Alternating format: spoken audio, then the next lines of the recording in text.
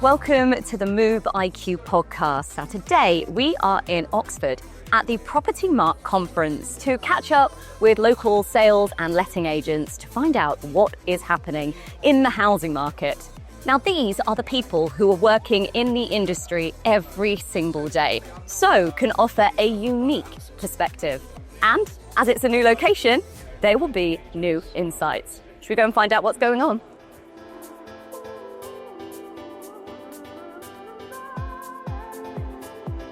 Toby, we spoke to you at Brighton, so thank you so much for coming back to chat to us. So let's start off then with the challenges that we're seeing in the market at the moment. Yeah, the challenges at the moment that I'm seeing is the transaction times are drawn out at the moment. There's still activity and there's still people that are still wanting to transact, but it's actually getting the process through to exchange and completion, which is taking a little bit more time. Various different reasons. There's no one particular pinch point, but things are taking a little bit longer. So it's a bit of patience and actually just sort of dealing with clients and sellers and buyers and just making sure they're aware of the process and keeping them informed. I think there are very few products out there now to really help first-time buyers get onto the market. On the 26th of March, when we've got the spring statement, let's hope that the government come out with some new initiatives for first-time buyers to help them get onto the market. There are lots of opportunities with things like first-time buyer ISAs that are not being used at the moment, and there's been no replacement for Help to Buy. So we desperately need a new replacement for Help to Buy for the 1.5 million houses that are going to be built in the next 5 years. I think the challenges are probably less buyers than perhaps there were, I feel. You need to be competitive on your pricing. I don't think it's a market where you can test the market. I think you need to be realistic. From a renting perspective, I definitely think a lack of supply is a huge amount. You know, we're not, it doesn't take a rocket science to work out that if you've got less properties available and the competition is high, that it makes, a much more difficult place to find property. And then on the buyer side of things, obviously we've got the stamp duty changes coming, which is going to, increase costs quite considerably for anything really under £1 million. So I think that the biggest challenge we're seeing at the minute is obviously landlords looking to exit the market because of all the change in legislation coming. However, from my perspective, I think our job as agents is to really educate our landlords and our clients to understand that really property is still a good investment. Rental prices is the big one. I think they've skyrocketed over the last few years. Certainly in the areas that we operate in, we're seeing those prices probably at least steady and in most cases having to reduce. So landlords are going to be achieving less, but that does mean that renters will be able to afford to move probably more quickly. I think one of the biggest challenges we've got at the moment is the amount of stock available on the market. So as we've seen quite a few landlords decide to sell up. It's not necessarily a favourable market for landlords at the moment, with new legislation coming in particularly. So some landlords have decided to sell, and as a result of that, there are less properties available. From a lettings perspective, the challenge is there are quite a few landlords selling, therefore reducing the amount of supply, and the demand is still there. So I think you'll have a negative impact on rental values, which is bad for the tenant, great for the landlord, but there's an imbalance of what this new legislation is trying to achieve. Obviously, we've got the stamp duty coming to an end at the end of March. Thankfully, pretty much all of my completions bar 2 have gone through so far in advance of that. We're expecting, completions in April to be a bit quieter, but equally, the pipeline that we've got stacked up beyond that, we're expecting and rather hoping will move rather quicker because the solicitors will get a bit more capacity once they've got this bow wave of end of March out of the way.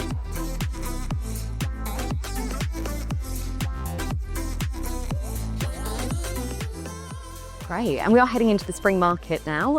So are you seeing any trends forming at the moment? The market is starting to hit those sort of spring strides now where traditionally the market is busier. I think the sentiment's improving, the interest rates are going in buyers' favours, affordability is improving when you look at wages versus inflation. So we're seeing a lot of people that relocate to town still want to be right in the centre. But we're also seeing the people that are in the centre that are actually naturally migrating to the outskirts to enjoy a different lifestyle. So we're seeing that happen quite a lot. The higher end of the market is slowing and steadying. I think that will change going into the spring and summer market because the families will be looking to move for schools during the holidays. So that will definitely change. The lower end of the market is booming and will continue to grow into spring and summer. Usually towards the summer, we see larger family homes becoming available sort of within that school cycle.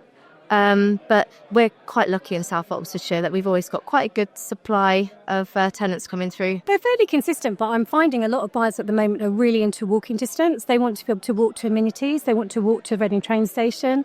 They want to walk the kids to school. They don't want to be in traffic. They want that walkability factor. So when I list a property that's within walking distance of local amenities, it gets a lot of interest because people really want that kind of lifestyle. They don't want to be dragging the kids in the car every day. They want to just stroll to the park, stroll to the station, go to the pub, whatever they want to do. I think stock levels are still going to be an issue, but we still witness strong demand. So I think that demand will still be there in the spring and the summer months. We see the family market really around springtime getting ready for entry into September. So we do see a bit of movement. We see some corporate movement as well. We've got Reading down the road, so Green Park, lots of like Bayer and lots of PepsiCo and lots of big conglomerates. Huawei. So we are seeing a lot of, you see movement at this time of year for, new contracts for senior employees. So the demand for a bigger property with garden, potentially pet friendly, which is obviously in the press, that allows that. But, that's our sort of spring market going into it. Probably what I would say is we're starting to see trends of new landlords coming to the market, which is almost like a new generation of landlords. So I think historically people looked at it from an income and also from capital growth. But this new generation of landlords looking to buy, we're definitely seeing a bit of a trend in that.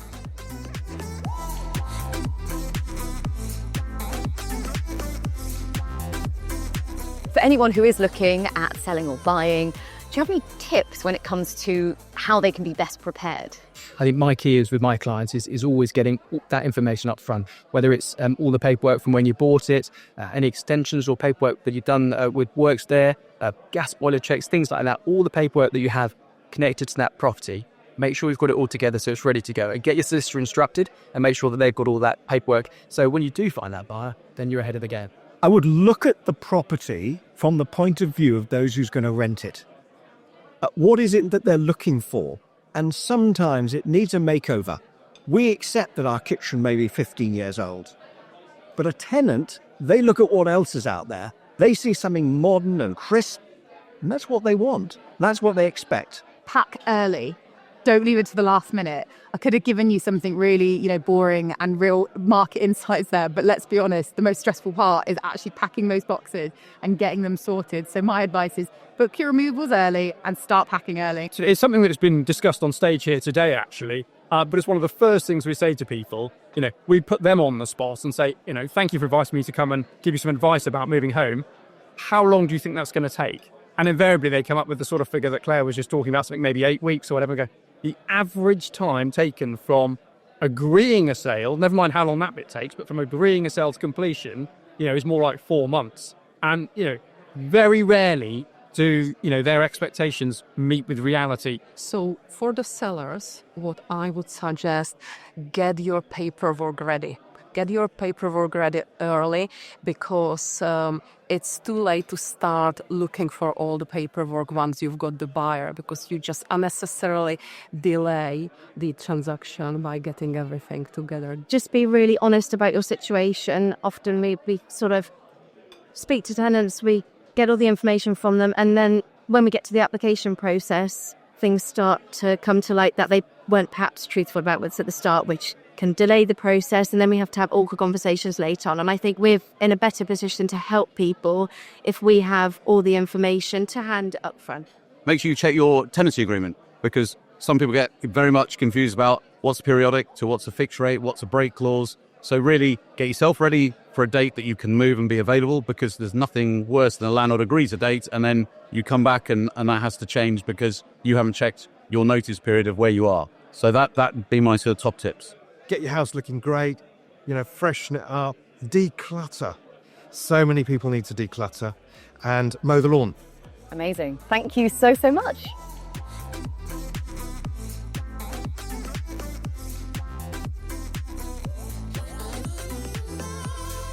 Thank you so much to everyone who took the time to talk to us today. Just goes to show how important local insight is. So, to find your local Propertymark agent, hit the link below.